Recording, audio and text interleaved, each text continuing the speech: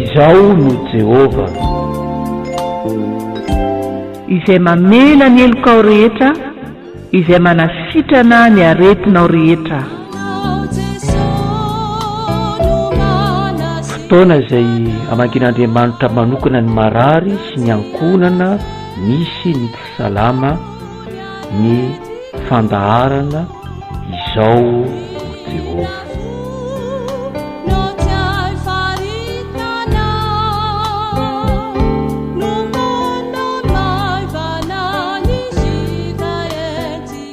Miarabanao ampanajana ry havana ary ampitiavana tranya no hitomananao hiaraka iombavaka amin'izao fotoam-bavaka tolakandro izao. Dia ho ampitombona aminao sy ny ankonanao anie ny fahasoavana mampiadanana avy amin'Andriamanitra raintsika sy Jesosy Kristy Tompo sy mpamonjy antsika. Araka ny fiainantsika moa dia ny dikatenombonana no entiko hamakina ny tenin'Andriamanitra. Ko andeha ho raisitsika ny salamo ry havana. Salamo faha 8. Salamo faha 8. Vakitsika ny andininy 1 ka hatramin'ny 4 dia ho toizantsika amin'ny faha 13 ka hatramin'ny faha 15. Salamo faha 8 ny andininy 4 dia toizantsika amin'ny andininy faha 13 ka hatramin'ny faha 15 farany. Ho vakitsika amin'ny anaran'i Jesosy arya izany teny izany. Lehibe ny Tompo Andriamanitsika, anika mendrika ho deraina fatratra ao an-tanànany, ao an-tendrombohiny masina. Tsara fidezany tendrombohitra Tsiona, sady fifalian'ny vahoaka eran-tany. Tendrombohitra fonenan'ny Tompo, fananan'ilay mpanjaka lehibe, ao an-dapany, ao Andriamanitra no miseho ho fiarovana avo.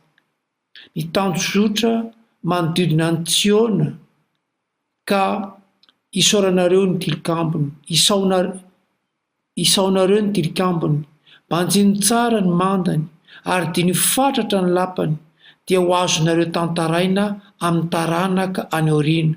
Fa io Andriamanitra io no Andriamanitsika mandrakizay, ary izy mihitsy no tantanantsika hatrany. Amen. Ivavaka isika. Andriamanitra rainay io, manondrika ny lohanay sy ny fonay tokoa izay eto anatrehanao. Ianao ilay Andriamanitra lehibe, tsy misy tahaka anao. Andriamanitra any amin'ny avo indrindra. Andriamanitra mipetraka any amin'ny lapany voninahitra ao ianao. Ary dia ianao tokoa no fiarovana avo. Tsy misy afa-tsy ianao Andriamanitra. Ary dia misaotra anao izay satria matoa afaka miombavaka tahaka izao, dia mamindra fo sy mianitra ianao. Ary dia mitaona anay ianao Tompo, mba hanambara zany falebiazanao zany, zany fahefanao zany amin'ny taranaka faramandimby.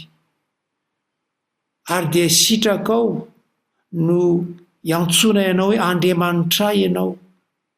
Andriamanitra izay mitantana anay hatr'izay, ary mbola hitantana anay. Koa dia voninahitra ho anao, ry Andriamanitra ray zanaka fanay masina, Andriamanitra tokana mpamonjy. Dia mangataka amin'ny fanainao masina izay Tompo, mba hatonga izao fotoana izao ho anitra kasitrahanao, ary andraisanay ny fitahiana sesehena mananambiamby amin'ny alalan'ny teninao. Dia amin'ny anaranao Jesosy no vanaizany vavaka izany. Amen. Andeha sokafantsika ihany hatrany ny Baiboly ry havana, ka ny vaovao mahafaly araka ny Matio toko 9, Matio toko 9, ny andininy 14 ka hatramin'ny 17 no andraisantsika ny hafatry ny Tompo amin'izao tolakandro izao. Matio toko 9, ny andininy 14 ka hatramin'ny 17. Vakitsika amin'ny anaran'i Jesosy izany. Dia ny an-trano tao amindry Petera i Jesoa, ary nahita ny rafosam-baviny Petera nandamaka fa voan'ny tazo. Nokasian'i Jesoa ny tanany ravehivavy ary nialan'ny tazo ravehivavy, dia nitsangana nandroso sakafo ho an'i Jesoa. No ny hariva ny andro, dia maro ny azon'ny demony no nentin'ny olona teo amin'i Jesoa. Teny fotsiny no nataon'i Jesoa androana ireny fanahy ratsy ireny, ary izay rehetra narary dia nosotraniny avokoa. Anika tanteraka ilay voalazan'ny Tompo tamin'ny alalan'Isaia mpaminany hoe izy no naka ny rofontsika sy nitondra ny aretintsika. Amen. Amin'izao vanim-potoana iainantsika izao tokoa moa ry havana, dia mandalo fahasairanana lalina ny firenena rehetra eran-tany, ary ity valanaretina Covid-19 ity no nanampitrotraka izany, ary nampibaribary izany tsy fahampiana hita eto amin'izao tontolo izao izany. Tsy fahampiana sakafo, tsy fahampiana fahasalamana, tsy fahampiana fanafody, tsy fahampiana eo amin'ny fandriam-pahalemana, tsy fahampiana be dia be no naseho an'ity valanaretina ity. Ny foto-kevitry ny afatry ny Tompo antsika androany dia ny hoe manan-katolotra mandrakariva ny Tompo. Ninona fahasarotana, ninona tsy fisiana eo amin'izao tontolo izao ry havana, dia tsarovy fa manan-katolotra mandrakariva ny Tompontsika. Voalohany, fantatry ny Tompo izay sahaza ho an'ny olony. Fantatry ny Tompo izay sahaza ry havana. Mateo 9:9, ny 11 sy ny 12 no andeha ho averintsika iarahana vakiana. Mateo 9:9, 11 sy ny 15, amin'ny anaran'i Jesoa. Dia niantrano tao amindry Petera i Jesoa, ary nahita ny rafosam-baviny Petera nandamaka fa voan'ny tazo. Nokasian'i Jesoa ny tanany ravehivavy, ary nialan'ny tazo ravehivavy, dia nitsangana nandroso sakafo ho an'i Jesoa. Rehefa miantrano tao amin'ny Petera Jesoa ry havana, dia voalaza fa nandamaka fa voan'ny tazo ny rafosam-baviny Petera. Ity raha matoa ity dia tsy nitaraina tamin'i Jesoa hoe Jesoa sotrano fa voan'ny tazo mandamaka eto am-pandriana, tsy ny loabavy izy, izay moa no voasoratra eto, tsy ny teniny na inona, fa fantatry ny Tompo ny faniriany. Satria ny sivilizasiona jiosy moa tamin'izany vanim-potoana izany dia raha misy vahiny miantrano aminao dia tsy maintsy mandroso sakafo azy ianao. Zay le sivilizasiona, zay le sotoavina. Ary hitantsika moa izany rehefa nanao fanoharany Jesoa hoe nisy vahiny tonga tamin'ilay tokantrano anankiray, efa alim-be, dia nantondona teo amin'ilay fanolobodirindrina aminy izy nangataka fa tsy nisy ho aroso ho an'ilay vahiny, na dia efa alim-be ary, na nahirana ilay mpiray vodirindrina aminy satria izay ilay sotoavina izay. Tsy misy ry havana reny mpianakaviana mitady fandriana, indrindra moa amin'ny atoandro be nanary izany, fa tena narary ity rafosam-baviny Petera ity. Na misy tsy fahasalamana aza amin'ireny mpianakaviana ireny, ary dia hitantsika izany, dia mandeha miasa foana ny renim-pianakaviana, mikarakara ny tokantrano foana ny renim-pianakaviana. Efa tena mafy ny aretina vao hoe mandamaka hampandriana izany. Arak'izany dia tena vomafy ity rafosam-baviny Petera ity. Vomafy tokoa izy, nefa dia tsy voalaza eto hoe nitaraina izy na nangataka fanasitranana tamin'i Jesoa. voalaza eto fa i Jesoa ry havana, Jesoa no nikasika ny tanany ary nanasitrana azy. Zay no voasoratra eto, nokasihan'i Jesoa ny tanany ravehivavy ary nialan'ny tazo ravehivavy, dia nitsangana nandroso sakafo ho an'i Jesoa. Tsy misy olona salama saina ry havana ka tsy mitady fanasitranana. Maniry zany ny olona mba ho salama. Fantatry ny tompo Jesosy fa mila izany ty vehivavy ity, mila fanasitranana, ary de porofon'izany moa de raha voasitrana trafosambavin'ny Petera dinany nataony, nandroso sakafo ho an'ny vahiny, nandroso sakafo ho an'i Jesoa ikarakara. Ao amin'ny filazantsara nosoratan'i Lioka dia ahitantsika lehilahy anankiray izay niantranoan'i Jesoa. Jesoa manko rehefa miantrano dia tahaka ny teto zao sahaza ho an'ilay ramatoa ny fanasitranana, ilainy zany de nome.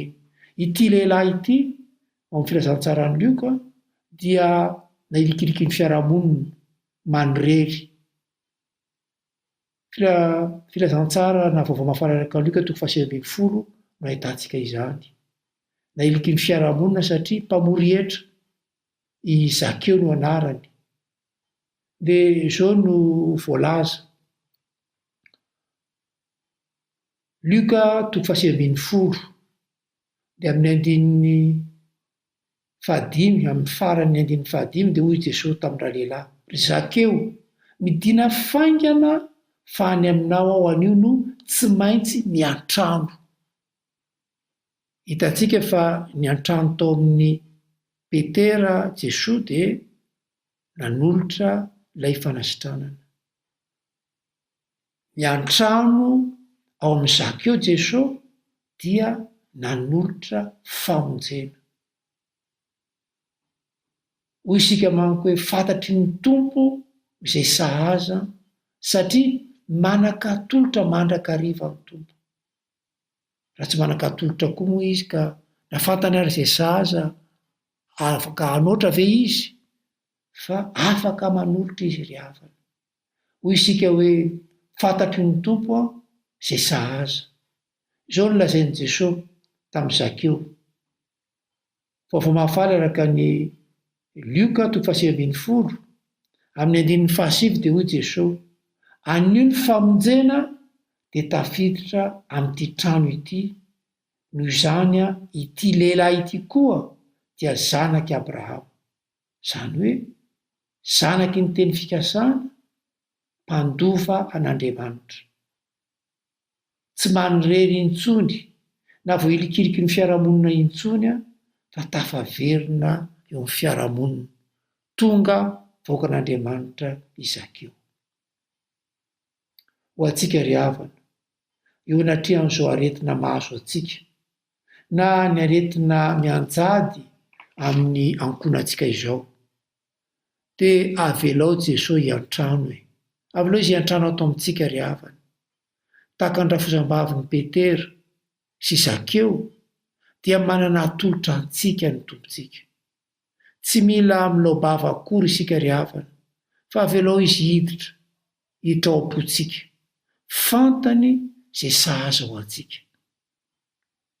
Amin'izao fotoana izao, fantany zany, te hamangy antsika ny tompo, hiantrano ao amintsika izy de sokafo ny fontsika, fanome antsika izay sahaza ho antsika izy.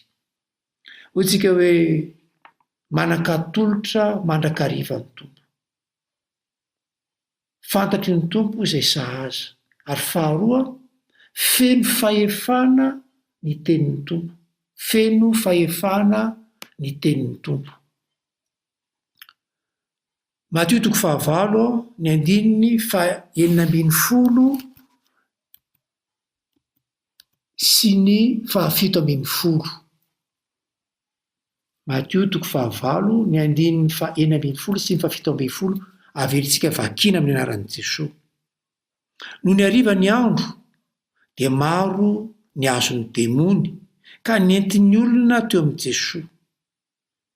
Teny fotsiny no nataon'i Jesosy androana ireny fanahy ratsy ireny, ary izay rehetra narary dia nosotraniny avokoa.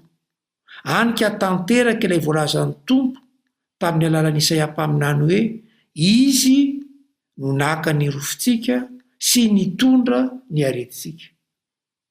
Feno fahefana ny tenin'Andriamanitra. Dia voasoratra hoe teny fotsiny no nataon'i Jesosy androana ny fanahy ratsy na ny fanahy maloto dia lasa daholo ireny. I Jesosy ry havana no ilay voalaza hoe ilay teny tonga nofo. Ny vaovao mahafaly nosoratan'i Johany dia manambara fa no Jesosy no naharian'Andriamanitra ny zavatra rehetra. Ka raha tsy teo izy, tsy teo Jesosy zany, dia tsy nisy ary ny zavatra nohariana. Fahefana ilay tenin'Andriamanitra, ary Jesosy ilay teny tonga nofo. Teny no nanorenan'Andriamanitra izao rehetra izao. Fahefana zany ry havana, tsy manam-paharoa. Ary hitantsika fa rehefa anomboka ny asa fitoriana ny vaovao mahafaly ny Tompo dia nakafana azy tany anefitra Satana. Dia izao ny voalaza, ny teny ny soratra masina no nentin'i Jesosy androaka Satana.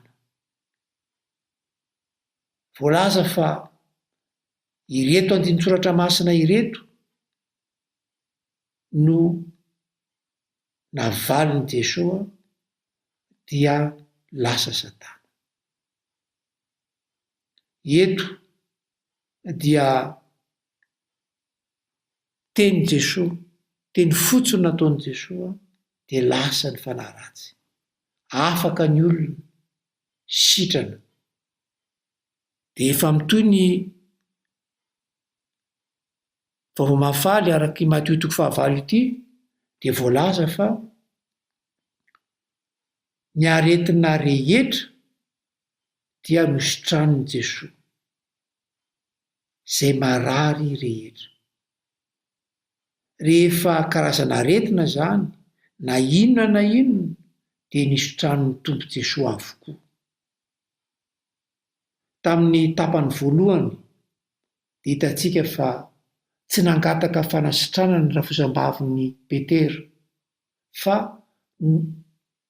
nositraniny Jesosy satria fantany fa izany no fanaliana lalina tao amin'ity ramatoa ity. Eto amin'ity tapany faharoa ity dia ireto marary ireto, reto voan'ny demony ireto dia nanatona ny Jesosy mba hositraniny Jesosy. Naneo zany etaeta izany izy ireo dia nanatona ny Jesosy. Ka ninona na inona aretina dia mitady fanasitranana. Ary dia hoe voasoratra dia nositranin'ny Tompo avokoa. Tsy mba nisy ny verimaina na dia iray aza ry havana. Tsy nisy hoe fizarana numero ka ny hatramin'izao ihany no mahazo fanasitranana. Fa voalaza eto ry havana fa izay rehetra marary nanatona an'i Jesosy dia nisotraniny avokoa. Maro amintsika ry havana no maniry hoe raha mba tanterahan'i Jesosy tokoa moa izany indray amin'izao vanim-potoana iainantsika izao dia mba ahoana re? Voalaza fa tsy miova tokoa ny Tompo ry havana, fa Jesosy no tsy miova omaly sy anio ary mandrakizay. Ary tena marina izany satria voasoratra ao amin'ny soratra masina. Tsy miova koa ny teniny, satria izany tenin'Andriamanitra zany Andriamanitra tsy mandainga. Ary hitantsika moa raha mamaky ty Mateo 5:9 ity tsika, natombotsika tamin'ny 9:11 moa izy ity, fa raha vakitsika ny 9:13 eo ambony eo, vakitsika amin'ny anaran'i Jesosy anga izany, dia hoy Jesosy tamin'ilay kapiteny, mandehana ary aoka ho tonga aminao araka izay ninonao. Dia sitrana tamin'izany ora izany ilay mpanompony, tongava aminao araka izay ninonao. Finoana tahaka izany koa ry havana ny an'ireto marary reto nanatona an' Jesosy. Nino izy fa afaka manasitrana azy ireo Jesosy, dia nanatona an' Jesosy izy. Koa isika koa ve tahaka ilay kapiteny Romanina sy ireto vahoaka ireto, mino fa mahay manasitrana antsika na ny ankonantsika Jesosy ankehitriny? Mbola manam-pinoana ve isika tahaka ny olon'ny Baiboly voalohany, ny fiangonana voalohany, ka nahatoky sy mino fa manam-pahefana ny tenin'Andriamanitra? Mbola mino izany ve isika? Satria voalaza fa tsy miova ange ny tompo e. Tsy miova ny tompo hatramin'izay ka ho mandrakizay. Ary ny tenin'ny tompo dia voalaza fa tsy mety ho levona na ho levona ary zao tontolo izao, mitoetra mandrakariva ny tenin'Andriamanitra, ary tsy azo analana na ampiana. Tongava aminao izy arak'izay ninonao tamin'ilay kapiteny Romanina. Reto vahoaka nitady azy, nino fa afaka manasitrana izy, dia ny sitrany avokoa. Tsy nisy hoe ny aretina tahaka izao dia tsy sitrany Jesosy. Tsy nisy zany ry havana, fa zay rehetra hoy ny soratra masina dia sitrana avokoa. Dia izay moa no ampatsahivon'ny apôstôly Matio, ilay teny n'Andriamanitra nampitondrainy Isaia hoe izy no naka ny rofontsika sy nitondra ny aretintsika. Ny aretina rehetra zany ry havana, ninona iantsoana azy, ninona anarany, dia ny tompo manasitrana azy. Ny soratra masina raha teo efa milaza fa Jesosy dia manam-pahefana, izy no Andriamanitra velony, tsy misy Andriamanitra fa tsy izy, ary Andriamanitra tsy mba mandainga. Ko ry havana, ho antsika izay manaraka izao fandaharana izao amin'i Jehovah izao, ninona aretina mianjady amintsika na mahazo ny ankonantsika ry havana, dia fantaro fa tsy miova Jesosy. Ilay Jesosy izay teraka tao an-tranon'omby, nitety an'ny Palestina, nanambara ny fanjakan'Andriamanitra ny taonany olona hibebaka hiala amin'ny ratsy fanaony. Jesosy ilay nanolotra ny ainy teo amin'ny hazo fijaliana, nandatsaka ny rany mba hamonjena ny olombelona rehetra izay mino azy. Tsy miova izy. Isika no taomin'ny tompo mba ampiorina ny finoantsika, mba tsy salasala intsontsika ry havana, fa atoky fa izy tompo Andriamanitra no miantso atsika. Izy tompo Andriamanitra izay miteny hoe izay manatona tsy mba ho lavio no mitaona atsika, ko andeha hampandrosoantsika izy to, hampandrosoantsika ao anatin'ny fotsika, ao amin'ny fiainatsika, ao amin'ny ankohonantsika. Avy aloha Jesosy hiditra dia ho hitanao ny fahasoavana mananambiamby, ny famonjena, ny fiadanana izay nylazainy hoe fiadanako no meko anareo, fiadanako no atolotra anareo. Tianao Jesosy ry havana, raiso izy, tsy manao amboletra ny tompo, mandondona baravarany fotsika izy, manaiky apiditra azy isika, manakatolotra atsika izy, ary fantany izay sahaza ao atsika, ary manana ny teniny izy feno fahefana, izay ndraiky eto anatin'ny baiboly, izay voasoratra amin'ny tenin-drazantsika. Ko aza misalasala intsony, avelao anjaka amin'ny fiainantsika Jesosy ry havana. Ho azo ny voninahitra, fiadanany kosa anapaka amin'ny fiainantsika. Ivavaka isika. Jesosy, maneho fisaorana feno anao izahay. Mamindra fo sy mianatra ianao dia velonainy izahay. Miteny ianao dia sitrany izahay. Dia tanterao aminay ary tompo.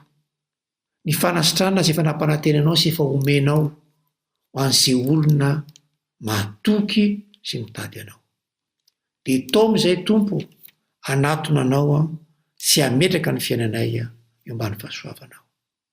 Dia tanterao aminay ny tsodrano izay ataonao ka atolotrao ny olonao. Raiso ny tsodrano izay hitononona amin'ny anaran'i Jesosy tompo ry havana. Hitahy sy hiaro anareo aneny tompo. Hijery anareo amin'ny kamoram-po aneny tompo ka hianatra anareo.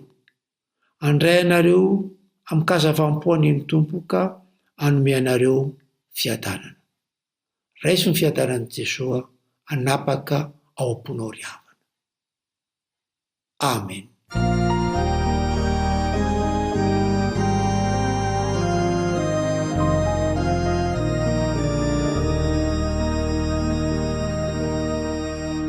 Ny teninao rehetra ry tompo tianay, no tsy mamanapetra vato mandrakizay, olevona vokoa izao rehetra izao, hahalitra tokoa zao teninao izao.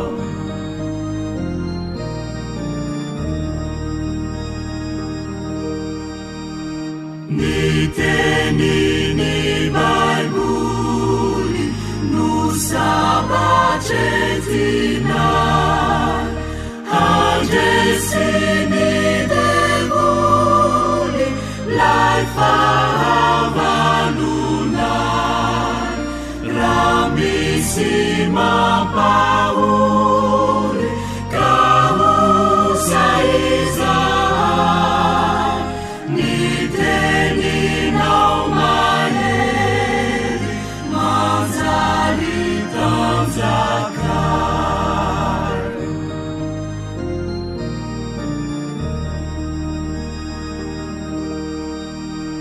Fateny mamikoa ho any mpankatò, kalohara-no soa miboka ao am-po, ho fanomezan-toky miazo ny manjo, sy any mahavoky mamelona ny fo.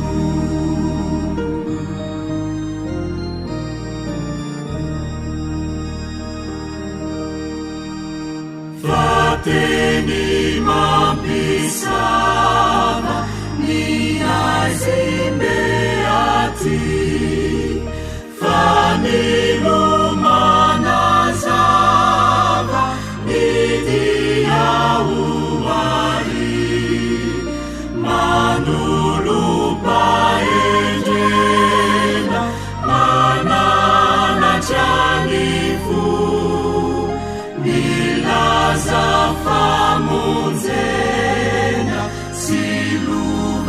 simulu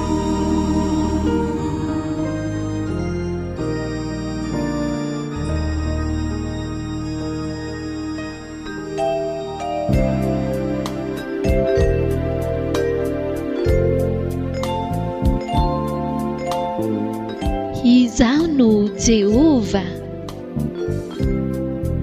Fandaharan'ny radio vaovao maso iandreketan'ny mpanompon'Andriamanitra Rajaona Ritson Pascal Mivady.